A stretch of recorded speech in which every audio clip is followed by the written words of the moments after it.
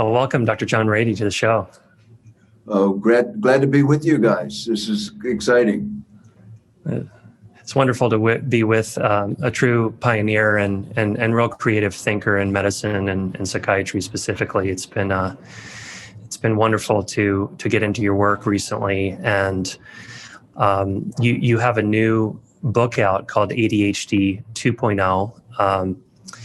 And I just finished reading it. I got a lot out of this book. I learned a lot. There were a lot of new things in there that I didn't even know about, and I've been in practice for 20 years, so that's always a refreshing experience with a new book. And you know, it brought more questions. So here we are. So it's really nice to get to ask you. So first of all, having been in the field and working with people with ADHD for, is it 35, 40 years at this point? It's 40 years, yeah. 40 yeah. 40 years. How do you currently define the syndrome? Well, I would still stick with the tried and true three-way look at it: inattention, impulsivity, and hyperactivity. So those three ways of the brain taking over or not taking over are what we need to pay attention to with people with attention deficit disorder. So that to me is still the bedrock. Mm-hmm. Makes sense. Yeah, thank you. And there's what sounds like a more recent distinction that was new to me in reading your book called Variable Attention Stimulus Trait, VAST. Can you explain to our audience a little bit about what the differences are and what that means? Well, the differences are that it takes away the deficit. It takes away the onus of bad, of defective from the diagnosis. Variable attention stimulus trait talks about it as a trait that we're all on. We're all on a spectrum of, especially in today's world with all the zip-to, razu, the digital world that we're immersed in. And so everybody has inattention. And so it's a trait that we all have, and when it gets to be so severe that it impacts our lives, then we start to think about something that should be treated. Certainly can be recognized by us all, but when it interferes with our work or love, then we have to do something about it. And that's what we typically think of as attention deficit disorder. But it's really on beyond the edge of the spectrum that we try to keep it from being so pejorative, that this is a bad thing, that you're defective, because so much of the problems with people who have these traits is that they get to have to deal with shame and humiliation all the time. It's a big part of their life because they screw up. They don't do nearly what they could be doing in terms of performing, in terms of being there for other people. And this is, so they feel that they're ashamed of themselves. And early on, they get that moniker on them that they're bad or that they're defective or that they're not enough. And this develops their self-concept in a very compressed kind of way and makes them feel very defective. And this is one thing we really wanted to try and explode a bit, that say, look, we all have this, and it's the people on the far end that really need to, we need to be talking about and helping, but we all need this or need the information to help us pay attention better. And so that's why, in fact, that's why we wrote the book 2.0, because we know so much more about the brain and how the brain works. And this is one of the things that is so poignant and so driven us to do our fourth book in the series, basically. The first being Driven to Distraction, then Answers, and then Delivered, and now 2.0. So, and it really, like you say, there was new stuff in it. And I think that's, we've learned a lot. Dr. Hallowell and I have been on the ball with ADD and all the new stuff coming out over the years. And so we've put it together. Right. Yeah. I mean, so it sounds like I really like, this vast terminology. I like the framework of a trait that obviously can become a disorder, if I understand you correctly. And I'm just curious too. Did you ever read Tom Hartman's book way back, Evolutionary Theory? Because he speaks about it as a trait also. Yeah, Tom was one of the four people that started ADHD in a big way. Russ Barkley, Tom Hartman, and Ned Hallowell and myself really began the whole interest in attention deficit disorder. So, and Tom and I were very good friends, so I know a lot about Tom Hartman. I haven't kept in touch with him in the past 15 years or so, but hear about him every now and then. But we used to hang out together, so I certainly was aware of his the hunter-farmer. Right. Well, I'm curious about your perspective on, if we start talking about this as a trait, do you share any of his perspective that this is an evolutionary trait that some people have more of, or you have a pretty different perspective here? No, the same. I would say that there's nothing wrong with looking at it in those terms at all. That you can see it as something that evolved, and that the hunters really were people with ADD. They were the ones pressing for the new, always moving to the their curiosity wasn't propelled them forward and had them be the ones to find the new. And I think that's all very useful way to look at it.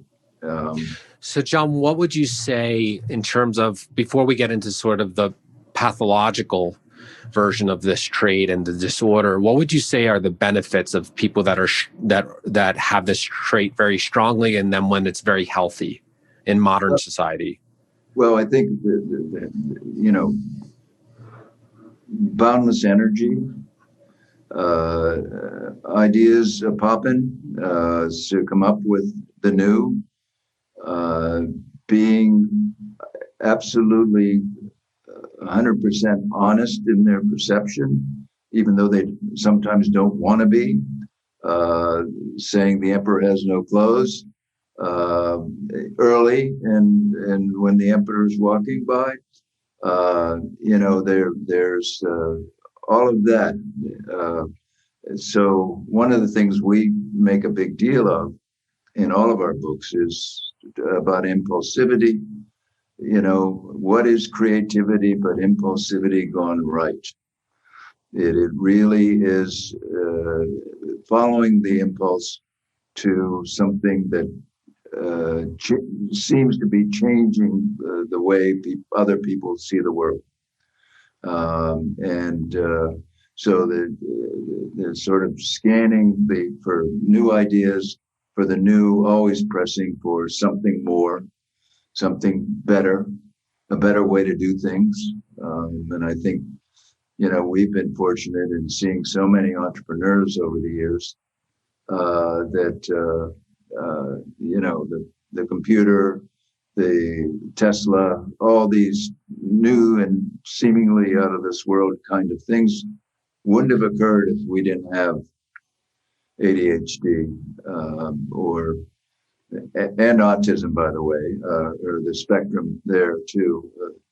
You know, I grew up in ADD world, seeing a lot of patients from MIT and Harvard, faculty and students, and learned very, very early that part of the incredible world that they were developing and that we were gifted from them was in part due to their ADD and their seeing the world really differently and their ability to stay with it. You see, because attention deficit disorder really isn't about a deficit. It's actually it can be a surplus of attention.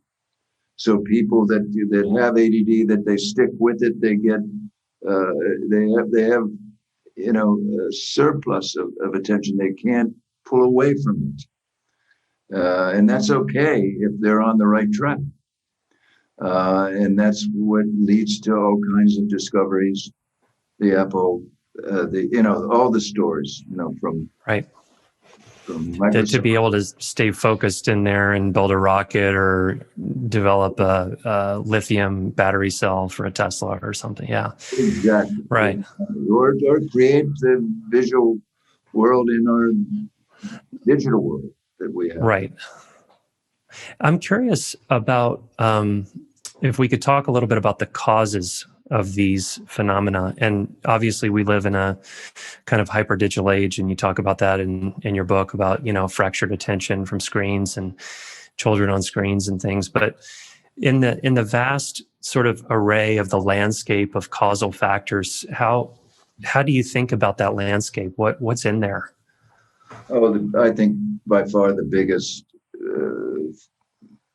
is the genetic load that people have, because it is so transmitted in families. That's by far the most important. But then you add on all the factors of society that come about, of our culture, of the digital world. For instance, right now, the games, the phones, the constant streaming, and we're not training ourselves to be more attentive and to have more ability to remain frustrated and with something for a long enough period to bring it to fruition, because we can click and go back to the beginning. That's great, but that doesn't teach sustaining the attention and as nearly as much as it should. And you repeat. So there's learning on top of the genetic push, the genetic basis of things. And then you change which genes are being activated over time. So, the people another factor is getting early insults, meaning some traumas that happen early in your life. That can lead to, disturbing your genes and your whatever to make your brain less noisy. I have this whole concept of noise that I'm going to be talking about in Paris at one point soon, that relates to ADD. That the people with ADD have a noisy brain, and they want to get focused, but they oftentimes can't. They can't dial it in, and that leads to their frustration and often their anger, their impulsive actions. There's stupid stuff that they do. And you mentioned just now. You talked about early experiences, insults, traumas. How big of a factor do you think that is in ADHD in terms of attachment injuries, severe, complex traumas? Do you think it's a big factor? I think it's a factor. I think, it doesn't. I think it doesn't really compare to the genetic load that people get. but it's a factor. But that's not to say, I mean, you can have someone who has none of those insults, perfect childhood, set up for them with love and challenge and parents that are very wise. And still they're come out with kids that are 5+ ADD. So, that will help. Certainly we see this in kids who have advantages and are pushed into the right activities, and parents thinking about it, and parents reading to them, and all the stuff that we know helps in general. It helps even more so in specific to people with the vast on the edge of the spectrum. So it's a factor, and this is a multifactorial condition that there's a strong genetic influence, is what I'm hearing. And sure. What are some of the other factors, John? Is nutrition, exercise? Like, what are some of the other big ones? Oh yeah, well, I mean, exercise is more later, but I'm thinking early development, and there you have, all the heavy metals, the early infections of the ears, which is a big finding, that people who have many earaches early on and are treated, they can have all kinds of brain disturbances, whether it's ADD or OCD or panic disorder. They can be a factor in that, and certainly early disappointment and early losses, tragic losses, certainly can impact your attention if you're not present all the time, and creating a anxious, noisy inner life, and this then can push you towards having problems with your attention. See, I think a big thing that we stress and I particularly really focus on is the interaction between anxiety and attention. People say, well, it isn't a lot of attention problems, anxiety. Yes, but they're interactive. The more you're focused, the less anxiety you're going to have. Right. And I take it back to the evolutionary roots. If you were not attending when we were hunter-gatherers, you had better be anxious, because you were food for the cats or going to stumble and hurt yourself, and then it was something to avoid and be anxious about. So there's this interaction, and we see this all the time with treatment. When the focus improves, the anxiety drops, and it's a stunner to many people. Putting people on stimulants, we'll talk about later, but putting people on stimulants help with anxiety as well, and that's sort of counterintuitive, but it really does. I've seen that over and over again in my practice of prescribing a stimulant and watching the anxiety melt away. It's really quite remarkable, and it makes perfect sense with what you're saying. Before we move on from causes, I wanted to ask your opinion about I've seen that correlation between early ear infections and ADHD, and I have my own theories about that with regard to the antibiotics that are used, and then the impact on the gut microbiome, the gut-brain connection. I'm just wondering what your thoughts are about that, as far as, do you think that's a kind of post-inflammatory situation regarding the infection, or do you think it's a microbiome issue from antibiotics or some other mechanism? Put them all together. I think we can't separate that out until we get smarter. Yeah. And get really, we're getting close to getting smarter. With the AI, moving in, and Right. we will get smarter and be able to track these things, and especially the wonderful work being done with the microbiome. Oh my goodness, that is just so important now. It's another brain that we're learning about, and so Absolutely. when you mess with it, you mess with it and change it, and it might then have an impact on all kinds of brain stuff, the attention, mood, anxiety, Right. all that stuff. Exactly. Especially the early insults seem to have far-ranging ramifications. Speaking of the little brain, she said another brain.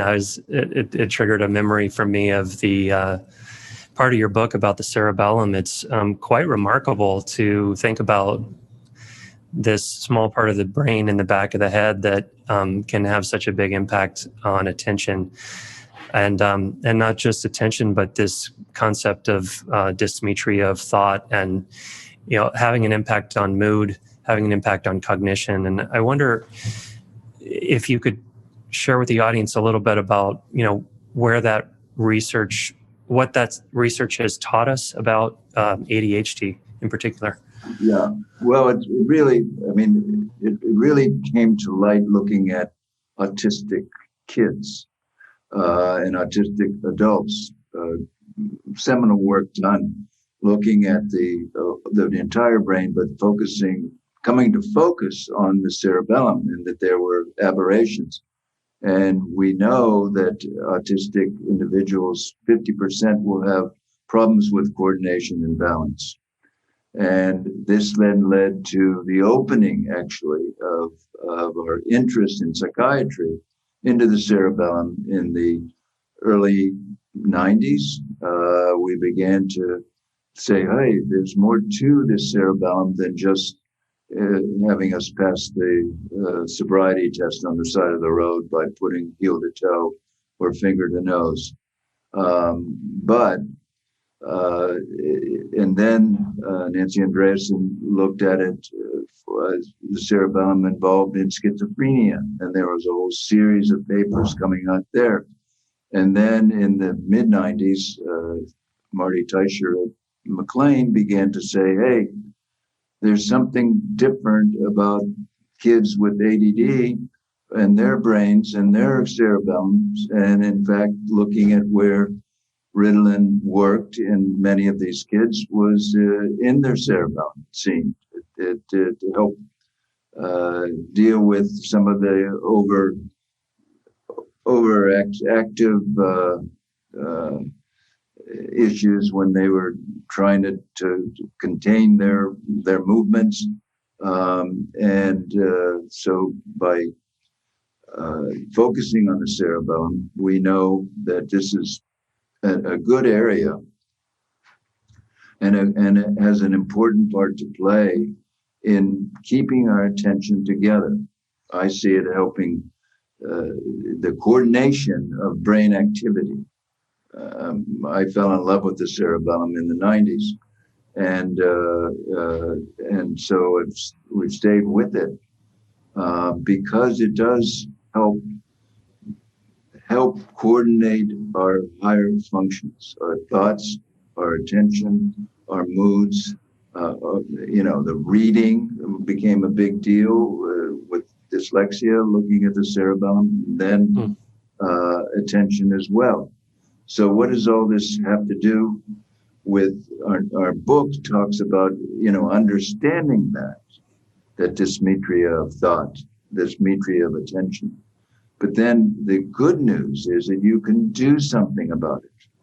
You can train up the cerebellum. One of the facts is about the cerebellum that I love is that it contains about 70% of our nerve cells. Our total brain cells are in the cerebellum. And they're remarkable. Yeah. Constantly clicking away, constantly in motion. Or whether you're asleep or, just not moving, your cerebellum is active, and it's very plastic, meaning like the rest of our brain, but this is a certain part of the brain that's even more plastic, meaning that it can grow, it can change, it can grow connections. So by training it, you get more of a bang for your buck, and this helps attention.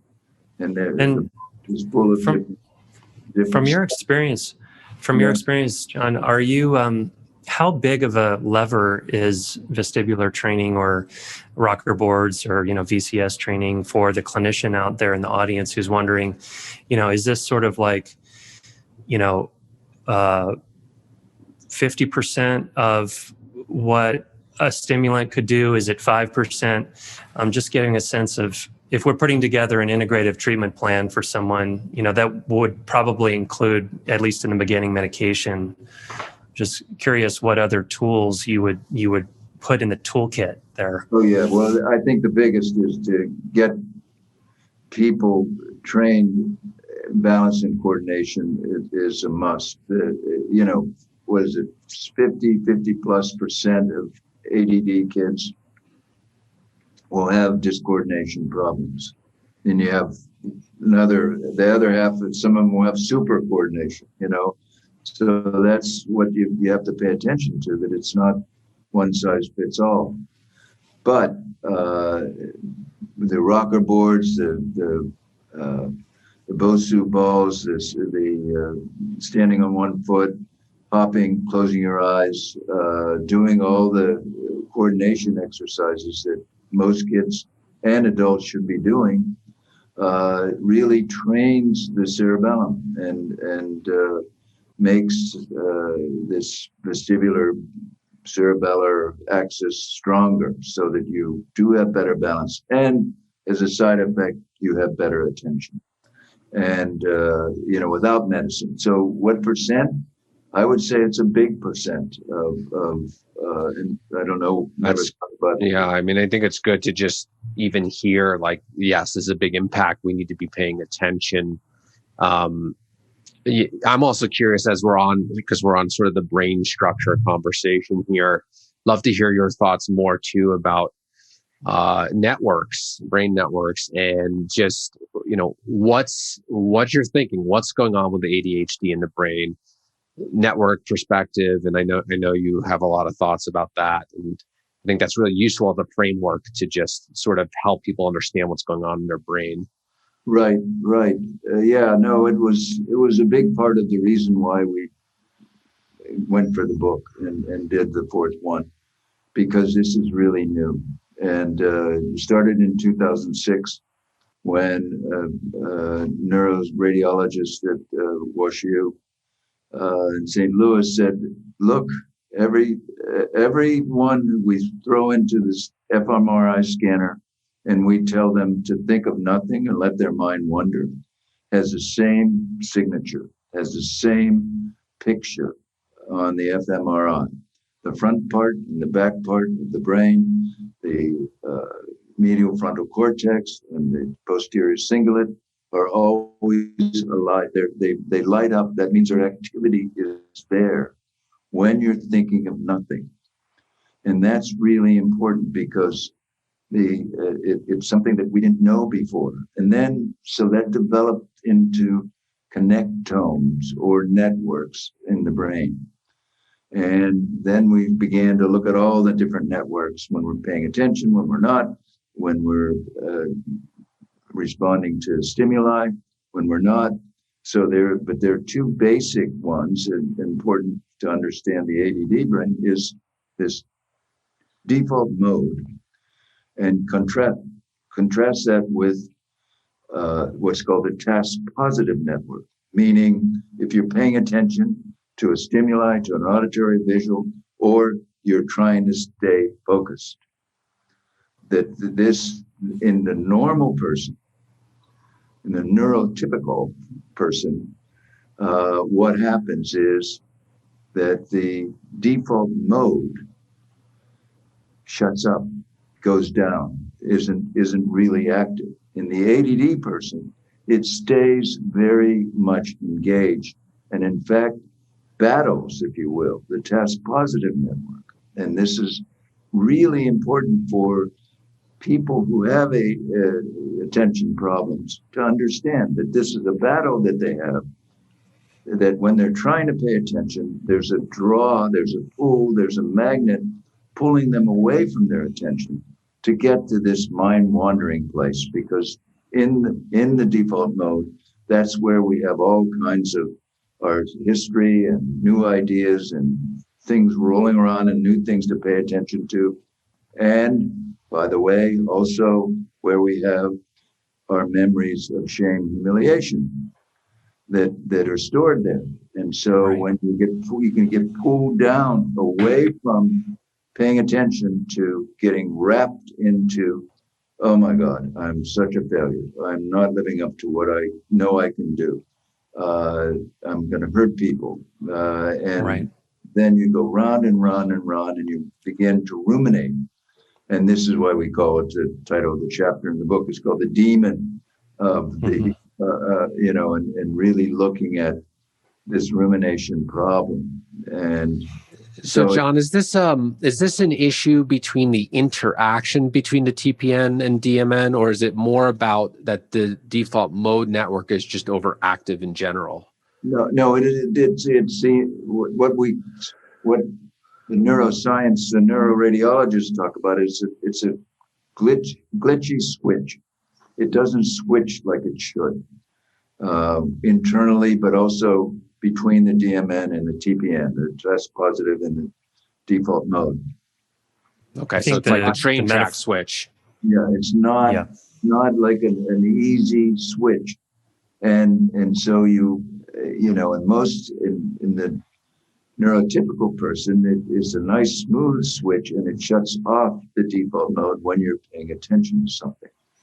Yeah, in the book, you use a metaphor of that the gears are stripped between these two networks. So they kind of, if I'm understanding you correctly, they've lost their neurotypical relationship with each other.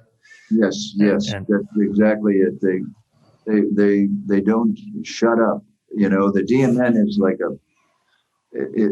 like a chatterbox. It's always there, full of ideas, full of good stuff, but also full of that shame and humiliation memory, right? And the chatterbox will go and go and go, and so and ADD people know that they relate to this as something that's there all the time. Oh my God, am I going to do right? Am I, should I do this? Should I do that?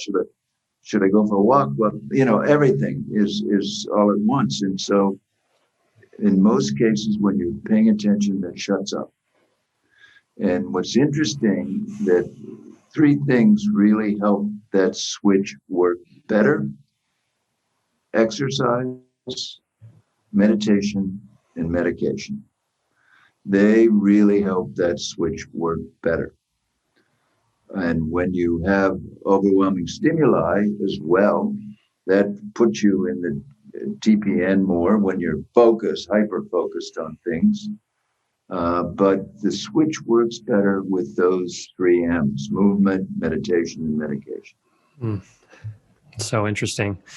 I mean, it reminds me of, when we're talking about movement, meditation, and medication, reminds me of also my work has been more focused on PTSD and mood disorders. And one of the big things that we see is within the default mode network, other hubs or nodes of communication getting recruited into the default mode network around what you're talking about of obsessive rumination and shame-based memory, and how distracting really that can be for someone who's just trying to do anything, which is, I think, also what you're talking about, and how, for example, one of the things that we do in our clinic is ketamine, which is interesting for the depressed person, that it disrupts the overcoupling inside the default mode network with some of these substructures, subcortical structures in the limbic system that really drive the shame and the negative belief systems.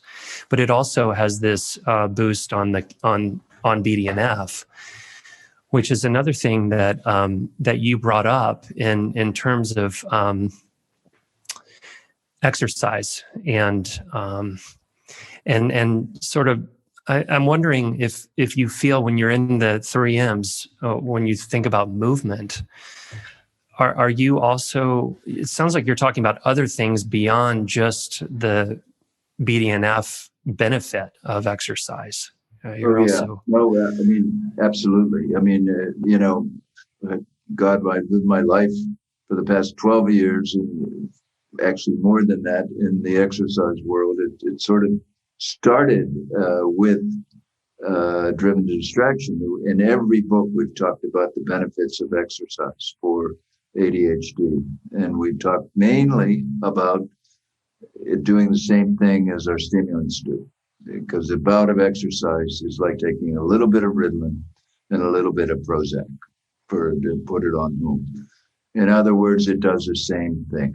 It increases our concentration of dopamine and norepinephrine, and for the Prozac world, for serotonin. But it also does so much more to help us pay attention. It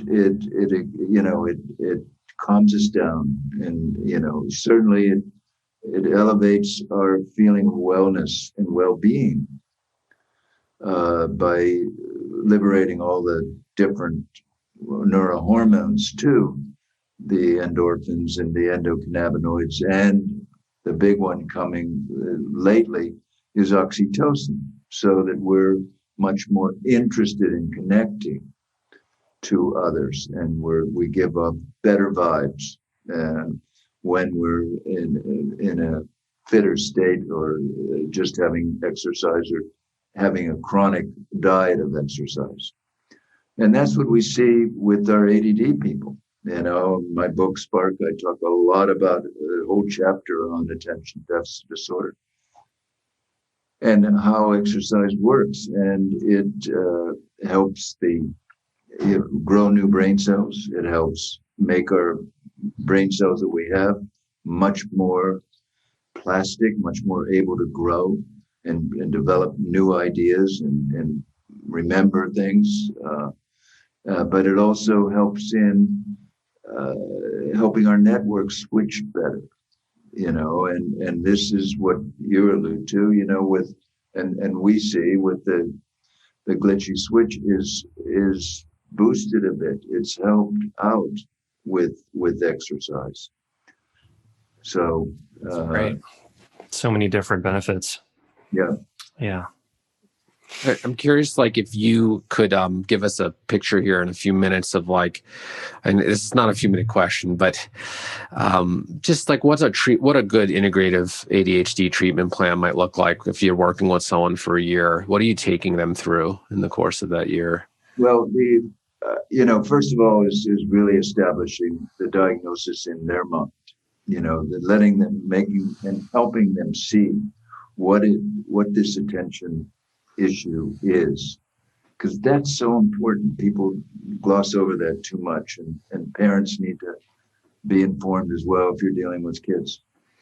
But and then I think the big thing, of course, is medication, and maybe not initially, but certainly that's in the offing. But using exercise, and with exercise, the best kinds of exercise are those that involve balance and coordination. That really makes a big difference.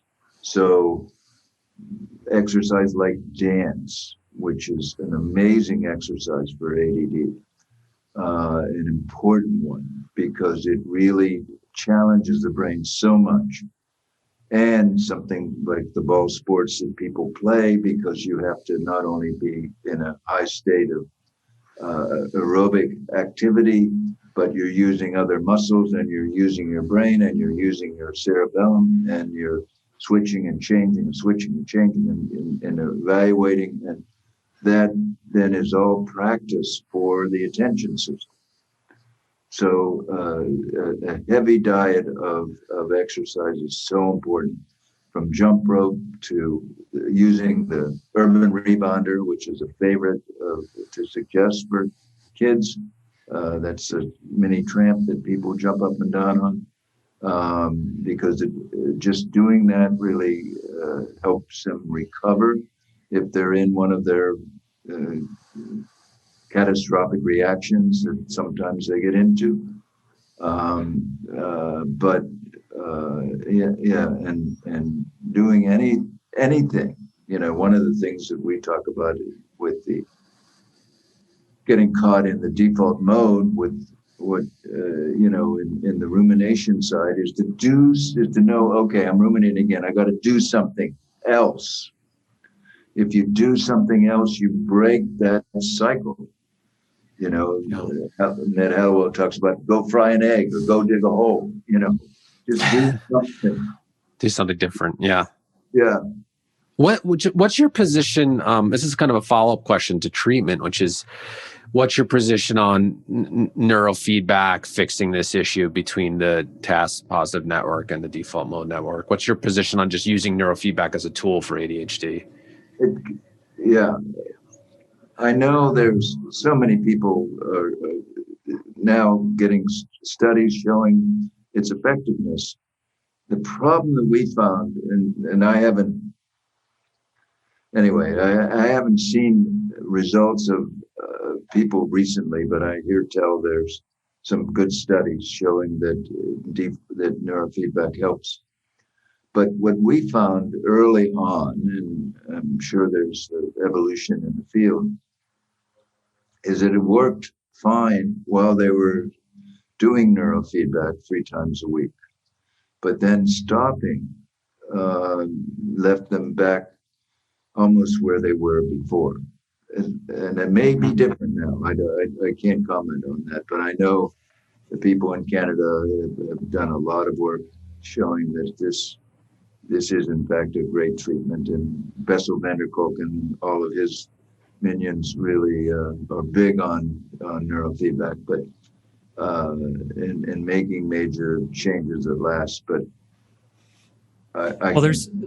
there's one element of neurofeedback which is interesting to me, which, well, a lot of it is, but the idea of using a diagnostic brain map to look at the connectome, and also where there's slowing or brainwaves that are too fast. And I'm wondering, with your experience over so many decades, and do you feel, I guess my question is really coming from how do we get more scientific about the diagnosis? I think we're going to be diagnosing and evaluating where people fit on the spectrum. Okay, mm-hmm. I think that's what it's going to be. And I think the tools are coming. They're really, I just was with an MIT guy yesterday from Brain Company, Brain CO. And they have a little band that they put on your head that's, they have 100 people working on the algorithms, getting that information to the band. And it's for a lot more than just ADHD, but that's a big part of it. Mm-hmm. So we're getting there. And now the video games that the FDA has said, use these to help develop attention. I think we're getting there. But, and this is what I wrote about in Shadow Syndromes in 1996, saying in the chapter, I said, we are eventually going to be there. But now we're getting there, I think, and doing just that, getting the brain map and getting, okay, well, you need to do this to correct that, or to influence that, not correct, but influence that in a positive way. So I think I have a lot of hope for the future. If we ever get out of COVID, we'll be fine. Right.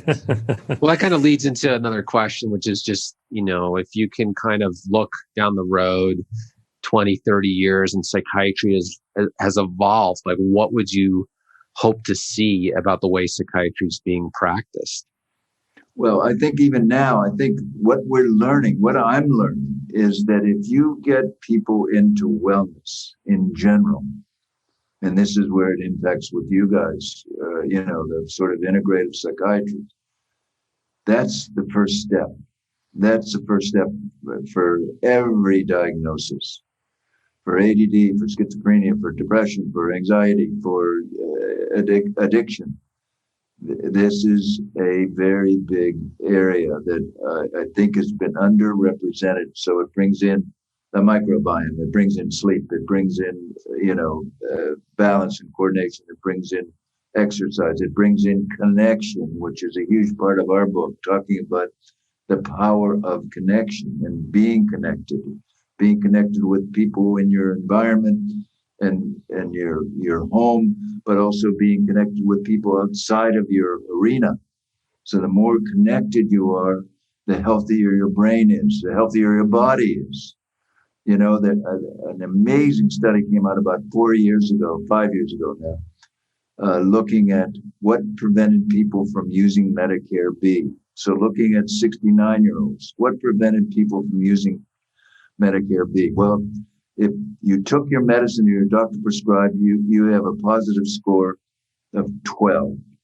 If you begin to exercise and stay with it, you have a positive score of 22. If you begin to be more social and stay with it, you have a positive score of 63. And the positive score means keeping you away from being sick. So, yeah. And this is on 1 million people, okay? Yeah. Over time. Well, Beautiful. Yeah, it's beautiful. And well, like mine, you're in good company here. What should people be aware of? Books or whatever? What would you like people to be aware of about you? Well, one, I have a couple of areas. Certainly my website, johnratey.com, although I don't update that very much at all. But it probably will here in the future. Then we have another website, sparkinglife.com, which is or .org, which is our nonprofit that we're working with recovery centers, as well as now we're starting a whole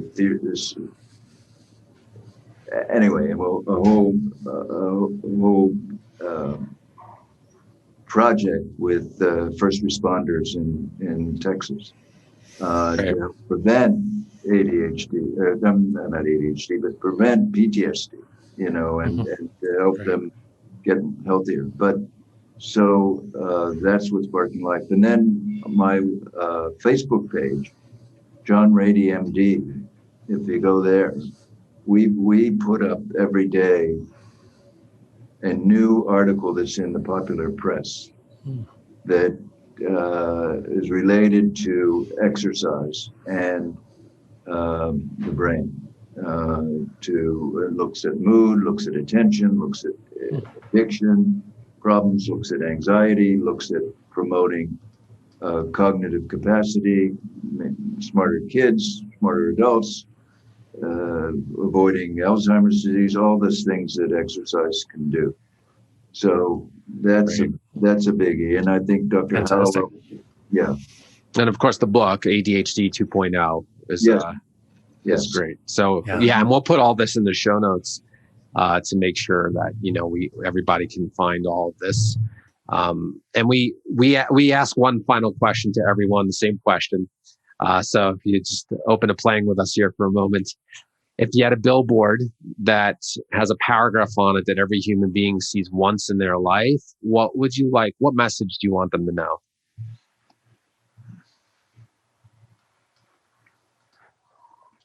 Well, I think I would say one sentence would be cultivate connections. This is the real power of living and humanness. Cultivate. We have to work at it and stay with it. Especially today, we're so challenged with COVID. So I would just put the sentence up. I'm into small. Thanks, John. That's powerful. And love it. Thanks so much for your work and being on the show. Thanks for having me. I enjoyed it, and I love what you guys are doing.